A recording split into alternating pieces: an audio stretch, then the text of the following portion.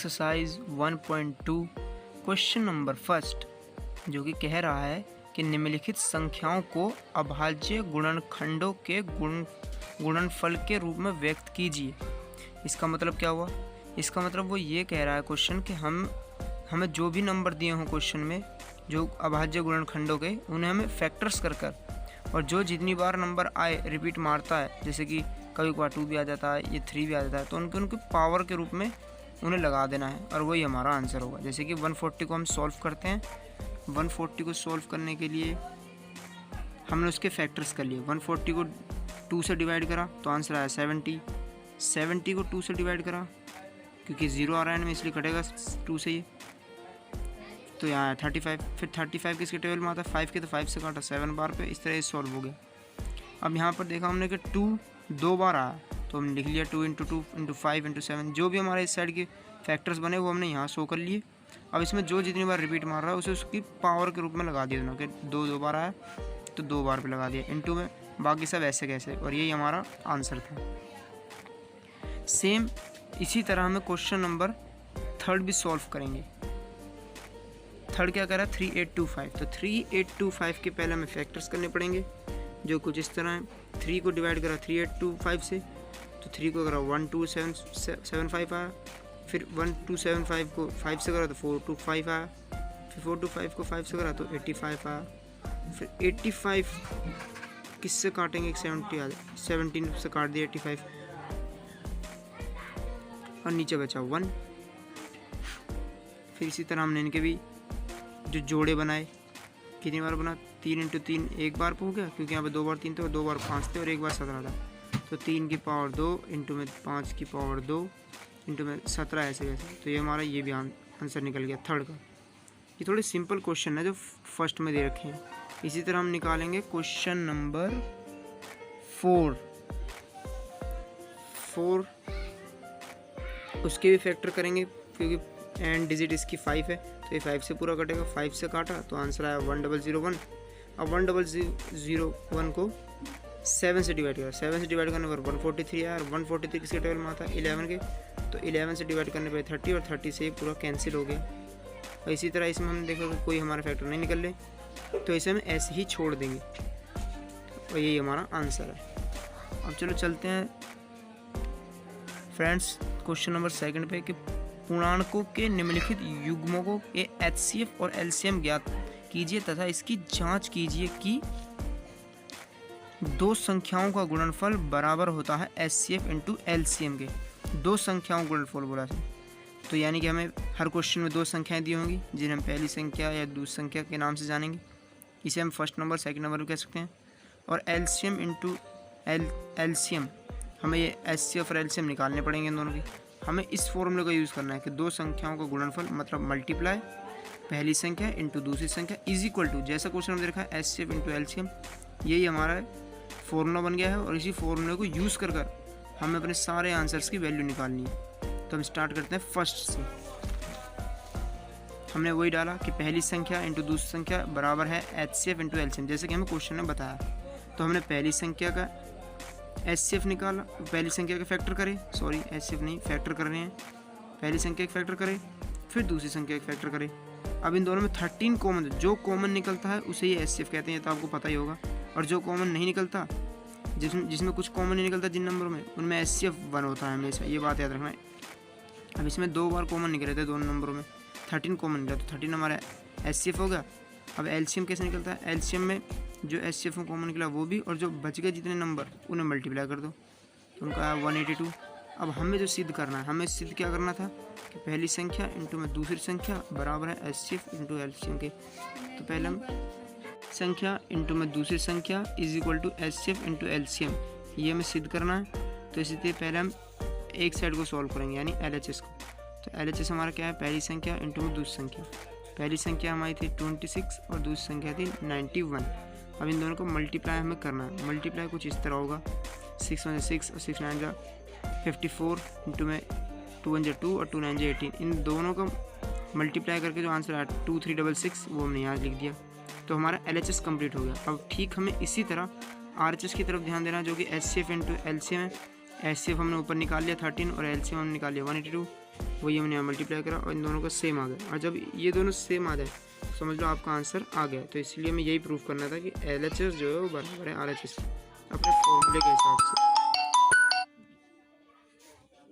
अब हम बढ़ते हैं क्वेश्चन नंबर 3 की तरफ, जो कि कह रहा है 336 और 54 दो संख्या हैं, सेम यही फॉर्मूला अप्लाई करना है, पर पहले उनका HCF निकालो और LCM निकालो।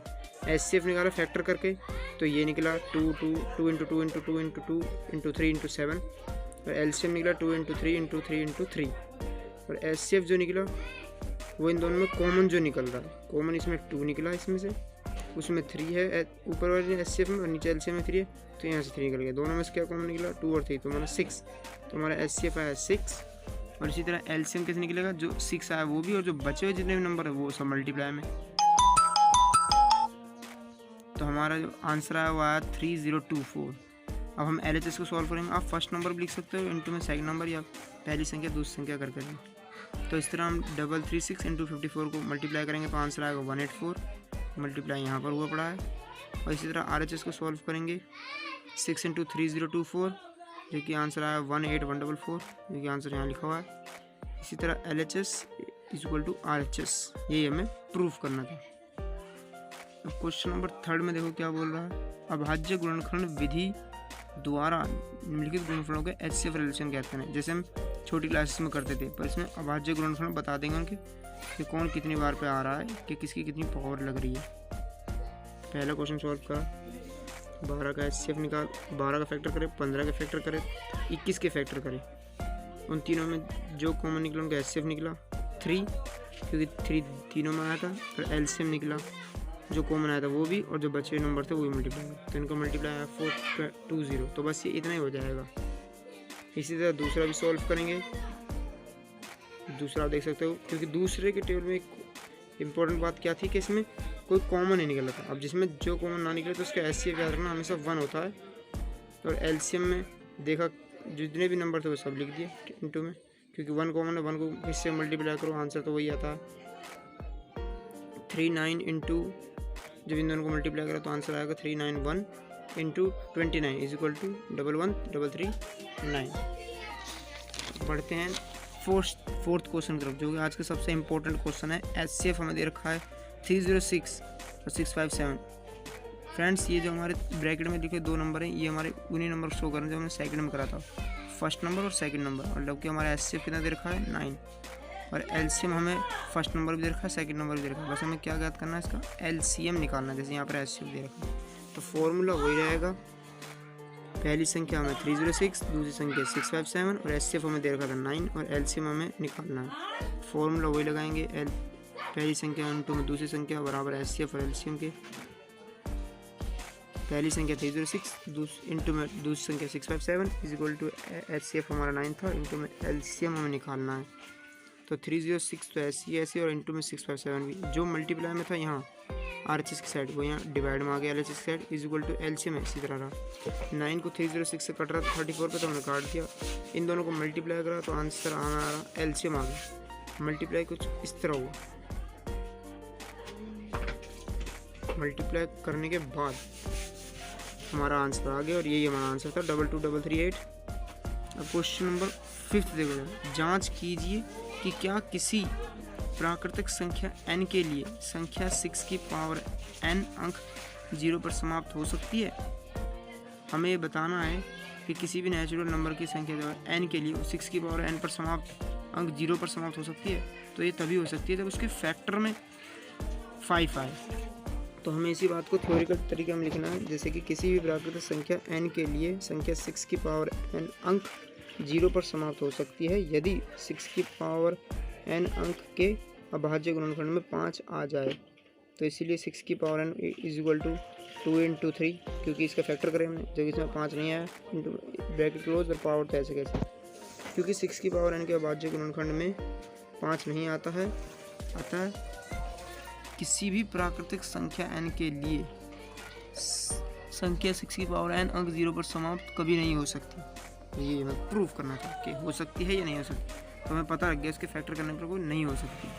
इसी तरह क्वेश्चन नंबर 6 स्टार्ट करते हैं। व्याख्या करनी है हमें कि 7 इंटू 11 इंटू 13 प्लस 13 और 7 into 6 into 5 into 4 into 3 into 2 into 1 plus 5 भाज्य संख्या हैं। भाज्य संख्याएँ वो होती हैं जो अपने टेबल में आए, जिनका कोई फैक्टर नहीं होता, मतलब जो सिर्फ अपने टेबल में आते हैं। जैसे 7 अपने टेबल में आता है, 5 अपने टेबल में आता है, ये सब जो किसी और के टेबल में ना आते हैं। कैसा होगा, पहले पार्ट को सॉल्व करेंगे 7 इंटू 11 इंटू 13 प्लस 13 के। तो ये हमें जो 2 नंबर दिए हैं हमें क्वेश्चन में भी, वो उनमें एक बात ध्यान रखना कि कुछ ना कुछ कॉमन ज़रूर निकलेगा दोनों में। जैसे कि पहले नंबर में हमें 13 कॉमन दिख रहा है और दूसरे नंबर में फिर 5 कॉमन दिख रहा है। तो इस तरह हमने पहला पार्ट सॉल्व करा 13 को कॉमन लेकर, इस जो बचा तो 7 ऐसे कैसे इंटू में 11 भी 1 पार पर कटा, 1 को सेंट करो तो वही आएगा 11 प्लस का 13 जो है वो 1 में कट गया। इनको इंटू करा तो ये आंसर आया, प्लस में 1 ऐसे कैसे 78 हो गया। 78 को मल्टीप्लाई करेंगे 13 से, सॉरी फैक्टर्स करेंगे 13 टू 13 ऐसे कैसे इंटू में इसके फैक्टर्स हो गए 2 2 3 6 और 6 को 13 से करेंगे 78। अब यहाँ पे क्योंकि 2 भी ऐसे कैसी उसकी पावर में 1 है, इंटू में 3 की 3 भी ऐसे कैसी उसकी पावर में इंटू 13 2 बार पे, तो उसको स्क्वायर लगा दिया, क्योंकि ये सब अपने ही टेबल में आने वाले नंबर हैं, तो इसीलिए यह भाज्य संख्याएँ हैं। इसी तरह दूसरा पार्ट भी सॉल्व करेंगे 7 into 6 into 5 into 4 into 3 into 2 into 1 plus 5। सम दोनों में सम में क्या कॉमन मिला 5, तो 5 कॉमन लेके 7 into 6 into 4 into 3 into 2 into 1 plus 1। इन सब की मल्टीप्लाई करने पर आंसर आया 1008 प्लस 1, तो ऐसे कैसे। फिर 5 को इनको प्लस कर लिया तो 1009 आया। फिर इसको सब मल्टीप्लाई करेंगे, मल्टीप्लाई क्या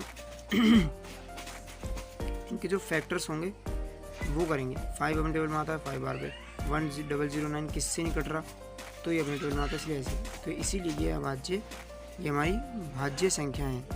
अब हमें जो प्रैक्टिस करनी है वो क्वेश्चन नंबर फर्स्ट में 5th की करनी है और सेकंड में सेकंड की और थर्ड में थर्ड की। तो आज की वीडियो में इतना ही बस, थैंक यू। हेलो फ्रेंड्स, तो कैसी लगी मेरी वीडियो कमेंट करके ज़रूर बताना।